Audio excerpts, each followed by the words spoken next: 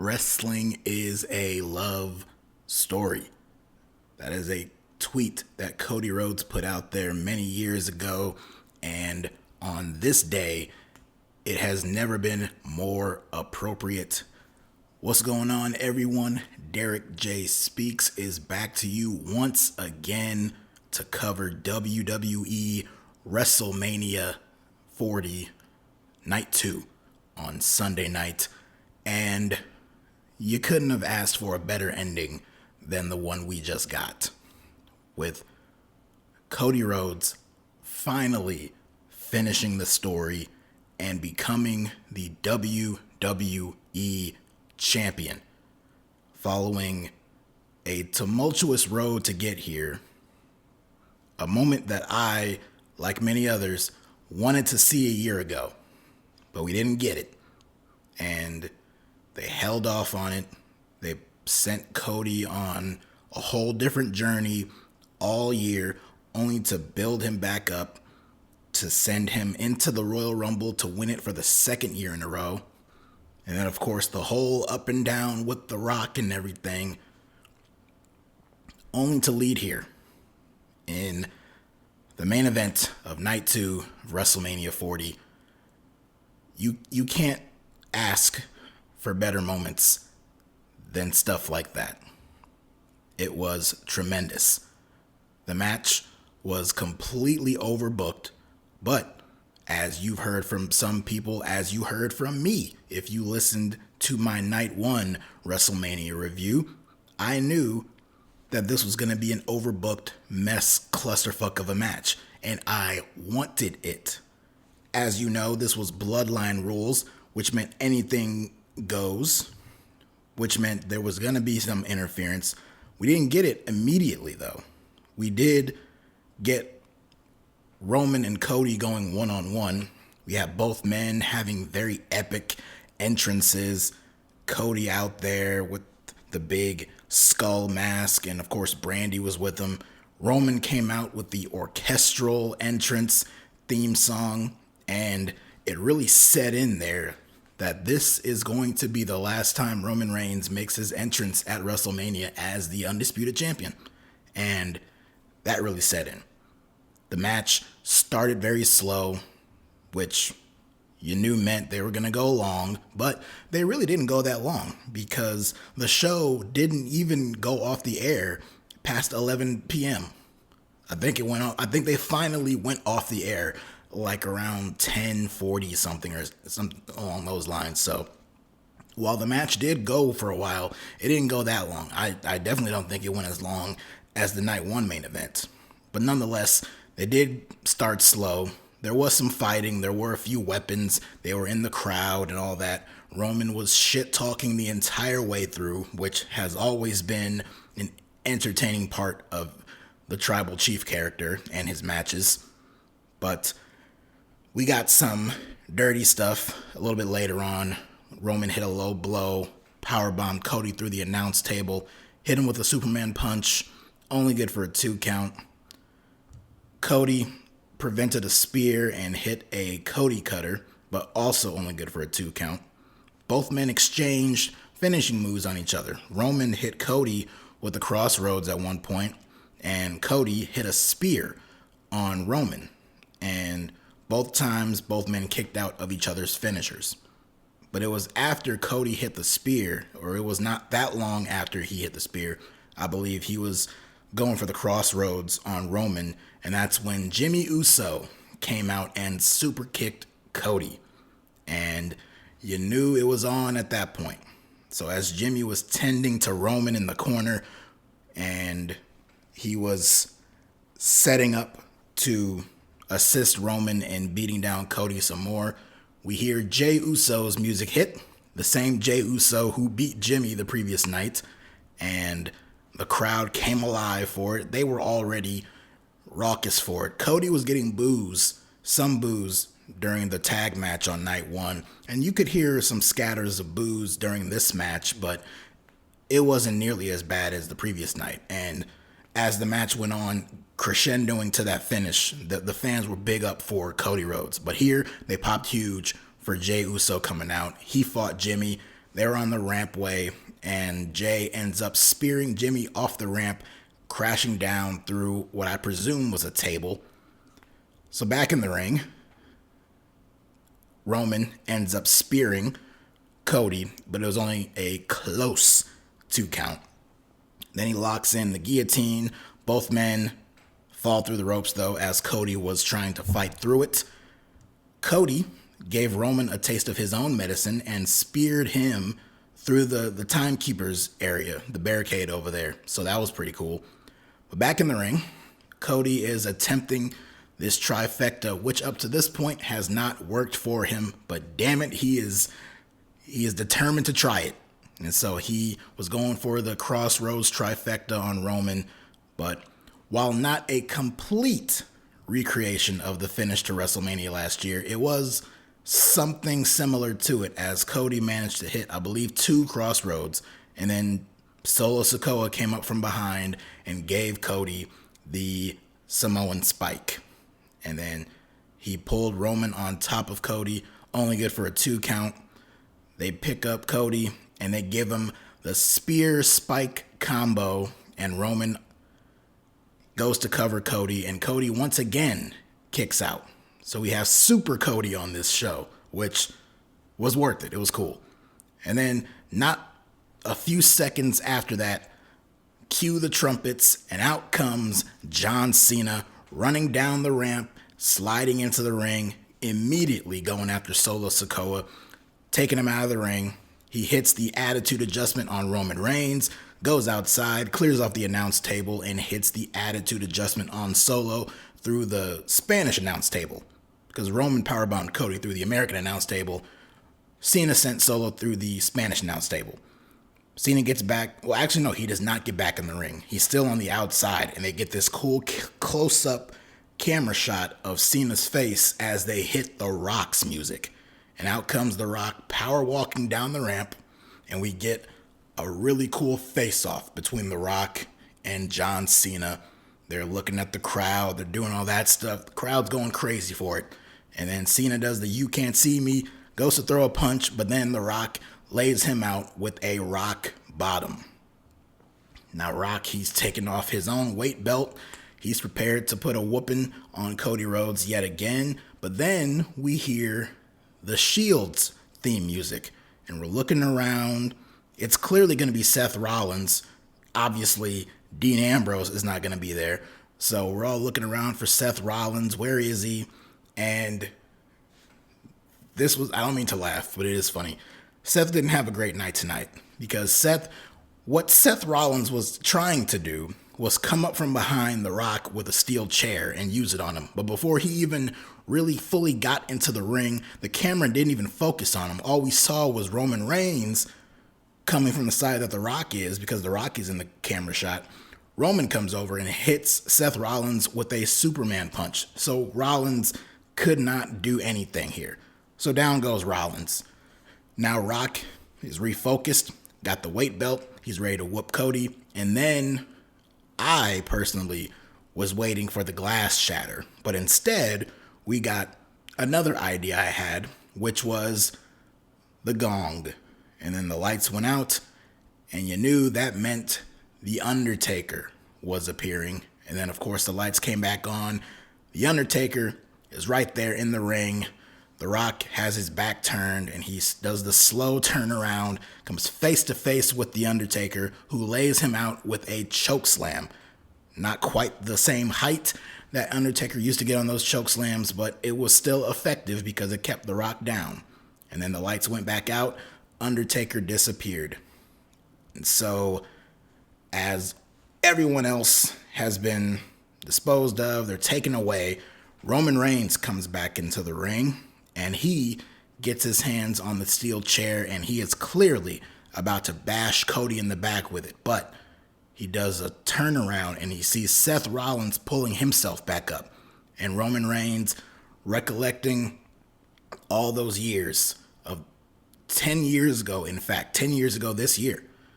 Obviously, that's what 10 years ago means. But yes, 10 years ago was when Seth Rollins took a chair to the back of Roman Reigns and broke up the Shield and the Roman Reigns character.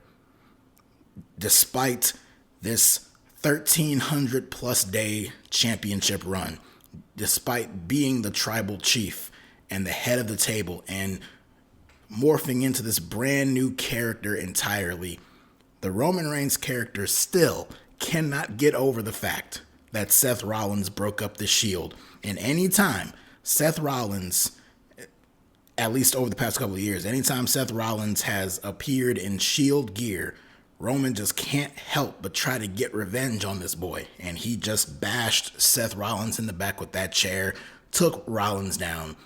And as much as Seth did look like a geek in terms of everyone else had a chance to shine and get their moment, and all he was out there was being a punching bag for other people. He had a shiner in his eye, so clearly he was having a rough night. We'll get to him a little bit later. But Roman takes out Seth. But technically Seth was Cody's shield because that chair was clearly set up for Cody. But then Roman was distracted by Seth Rollins and he used that chair on Seth. But Cody managed to complete the trifecta.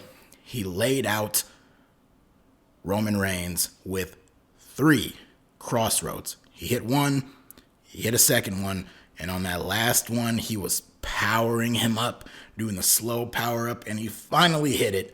And the referee, Charles Robinson, counted the 1, 2, 3.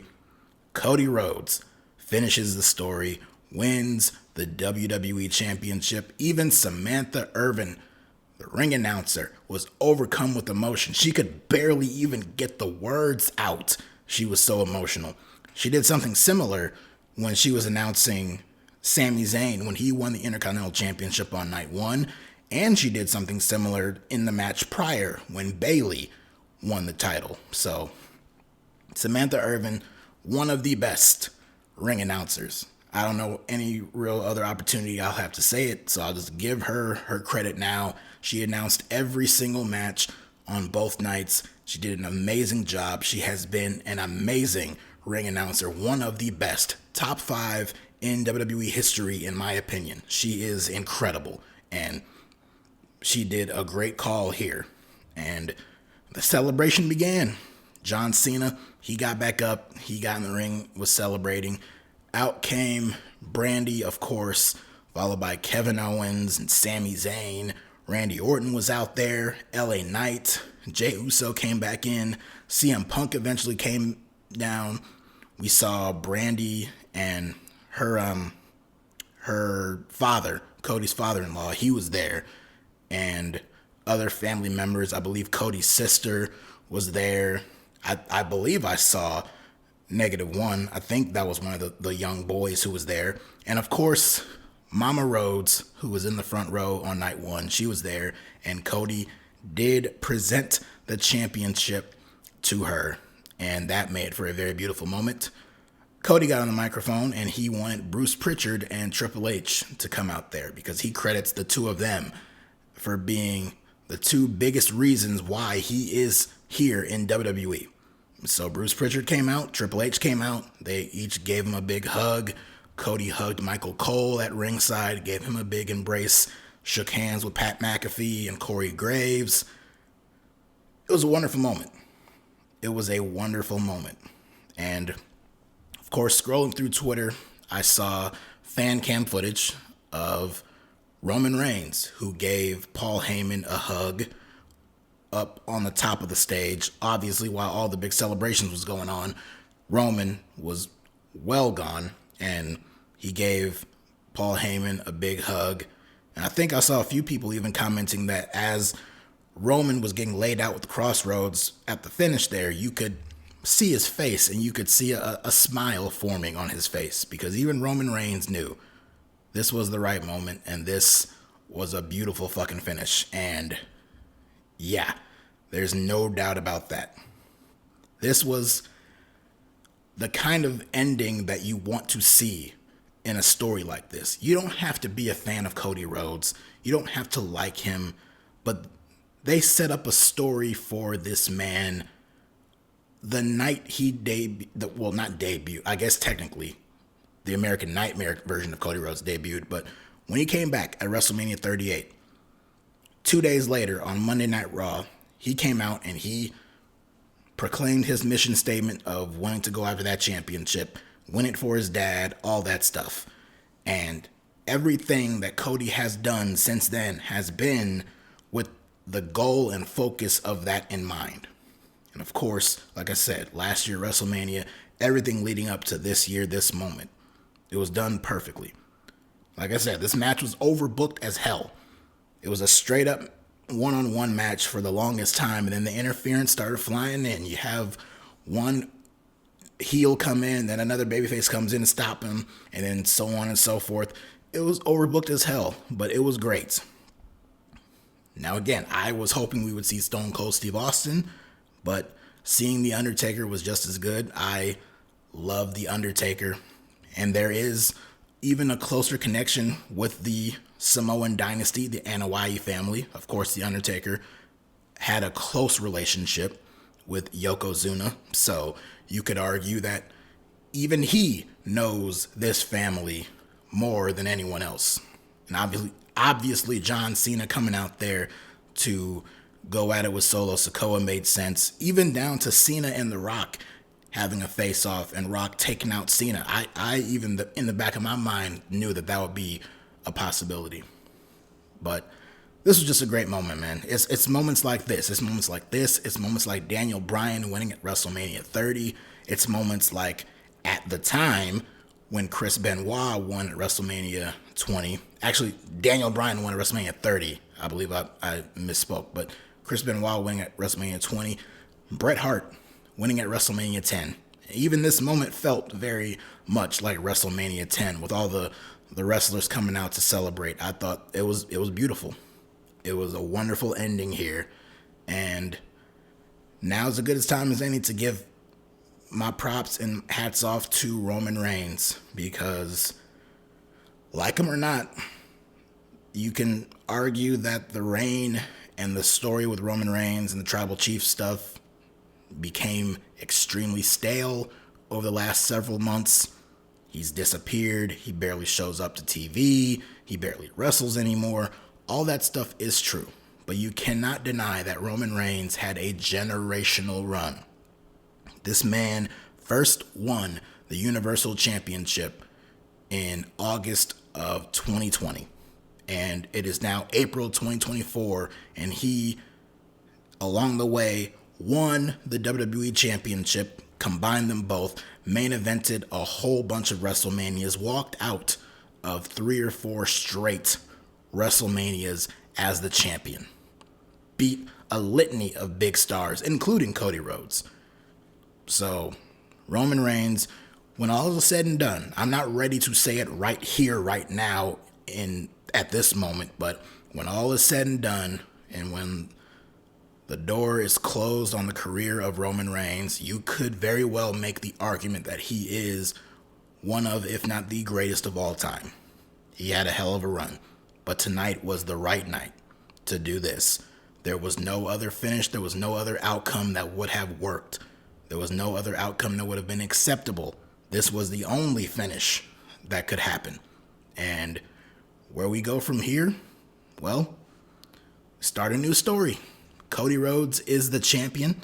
That championship is on SmackDown, so I assume this will send Cody Rhodes over to SmackDown, unless they do a draft. I believe I heard Triple H mentioning that they're going to do a draft within the next month or so. Possibly Cody stays on Raw with that championship, and the World Heavyweight title makes its way over to SmackDown. As for Roman Reigns, the Bloodline story is far from over. We saw Jimmy, we saw Solo, we saw The Rock. But there have been reports that there have been some recent free agent signings for WWE, some of which have some connections with the Anoa'i family and could very well be new members of the Bloodline. There is so much story left to tell with this faction. Roman and The Rock, that is still the big picture at some point down the line. There is so much more left to be told with them. As for Cody and who challenges him coming up, a feud with him and Randy Orton, that's going to be a big deal one day. If Gunther is going to be a world champion at some point this year, It's just a matter of which championship he's going to go after. And depending on which brand he ends up on will determine that. And if he ends up on the same brand with Cody, you can pretty much have a safe bet that Gunther he'll be a favorite to take that title from him. What about the man who pinned Cody Rhodes this weekend? It wasn't Roman Reigns. There was only one member of the bloodline who beat Cody Rhodes this weekend, and that was The Rock. The Rock scored a pinfall victory over Cody Rhodes just 24 hours ago. So I could very well see them setting up Cody and The Rock in a proper singles match, possibly for SummerSlam in Cleveland. So there's many stories left to be told, but as of now, as for tonight, this was a beautiful match, a beautiful ending, and a beautiful way to close out WrestleMania. So much so that it's impossible to go back and talk about everything else that happened on this show. But guys, this was a damn good show. In previous years of these 2 nights of WrestleMania, it's always night 1 overshadowing night 2.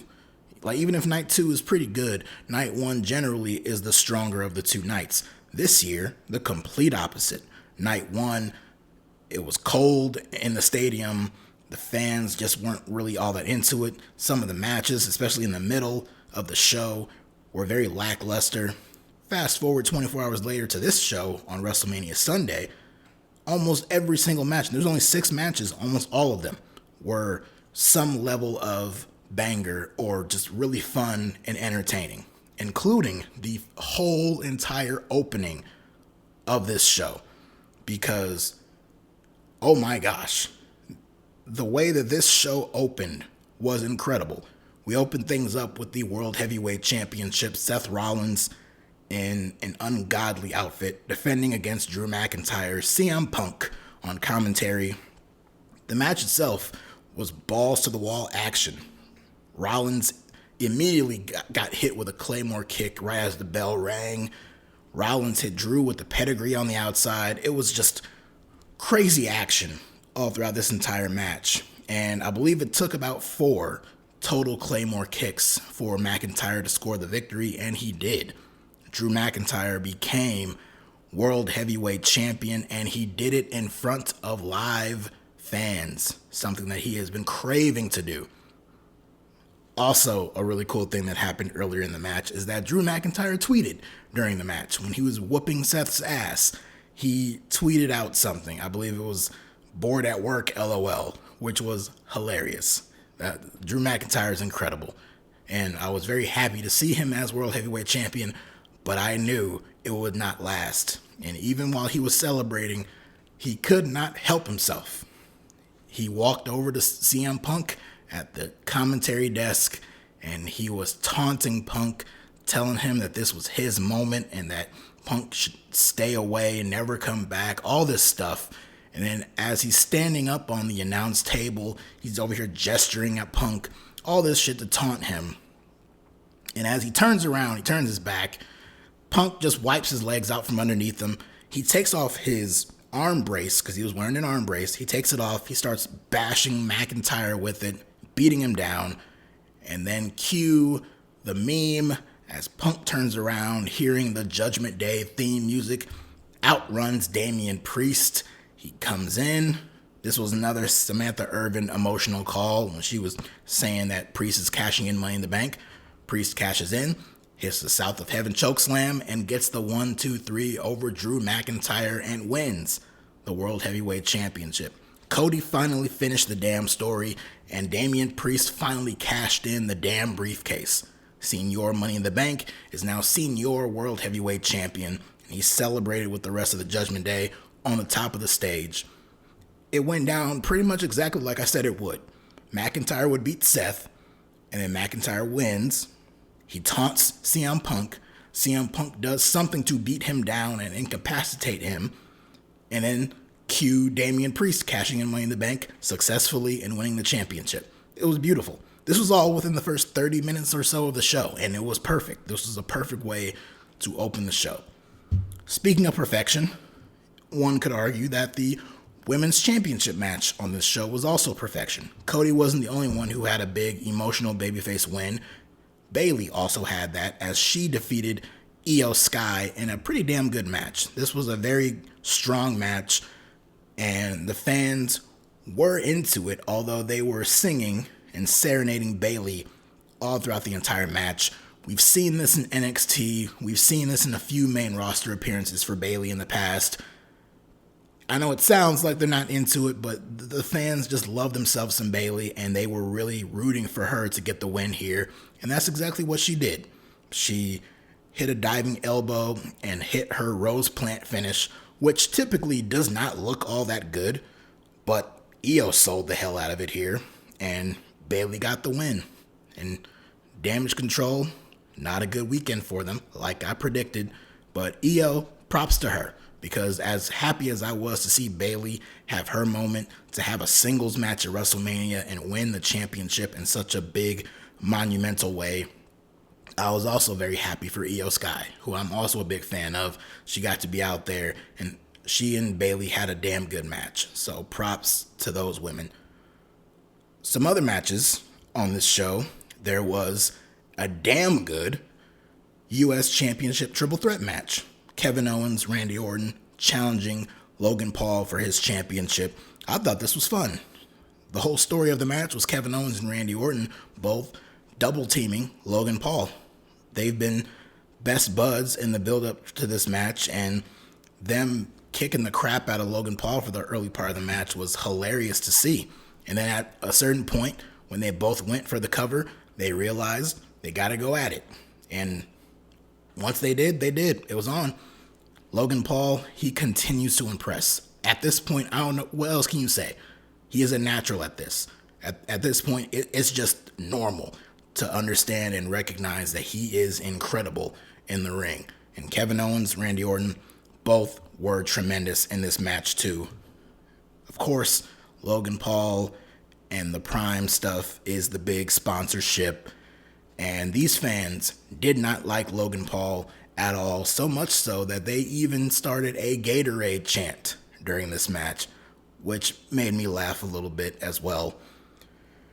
Of course, Logan can't go a big match without having some kind of YouTuber or Twitch streamer, someone come out and interfere and help him win. We've seen it with KSI in the past. This time, it was a Twitch streamer by the name of IYO Speed, which I've never heard of him, but he was the man in the Prime Bottle mascot costume. Last year it was KSI.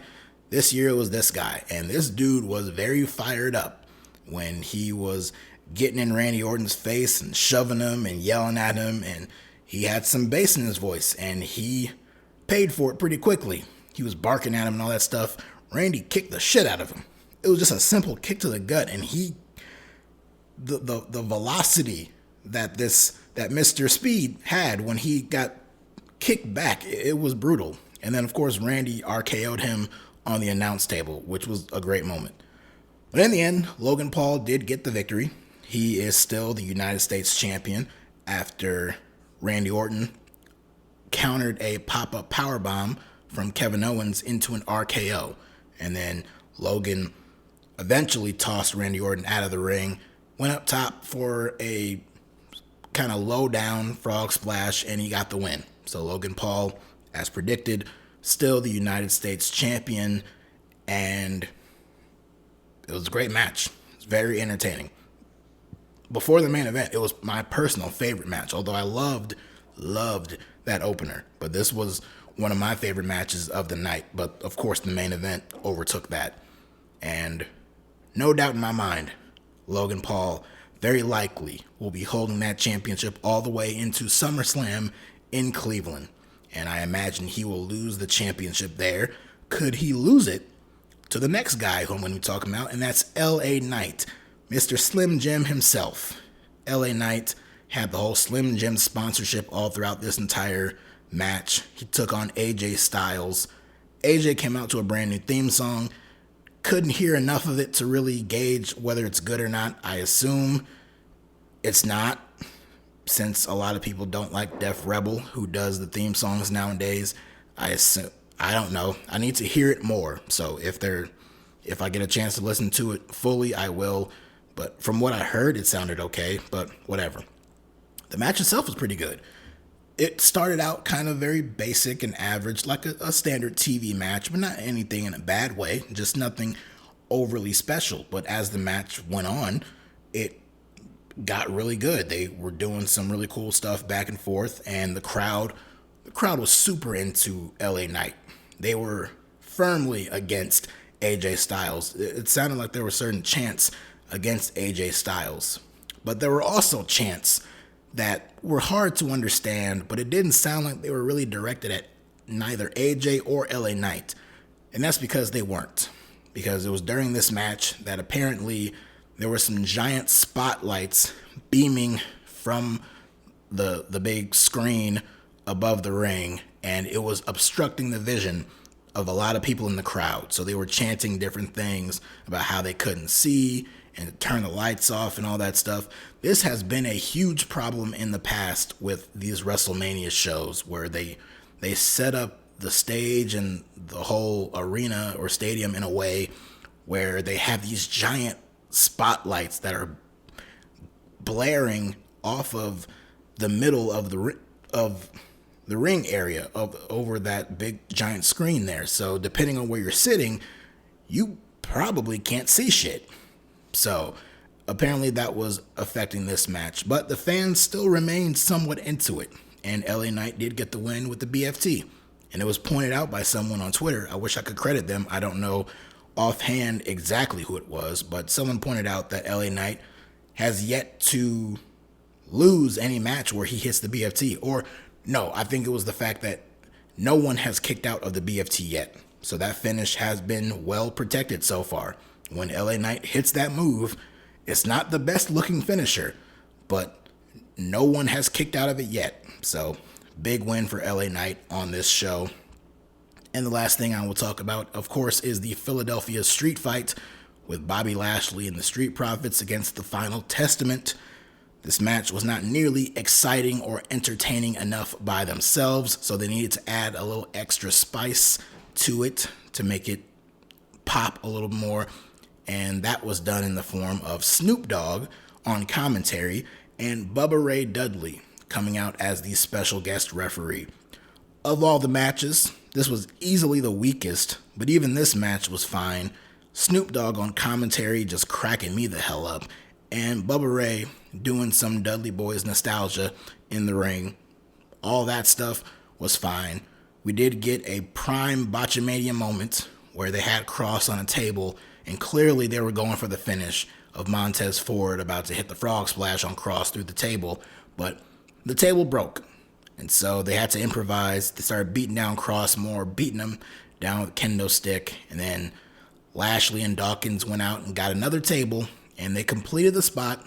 They completed the finish, and the babyfaces got the big win and celebrated with Snoop Dogg and Bubba Ray. So it was fine. I was just happy to see Bobby Lashley actually have a WrestleMania match, and he won it. So great for them.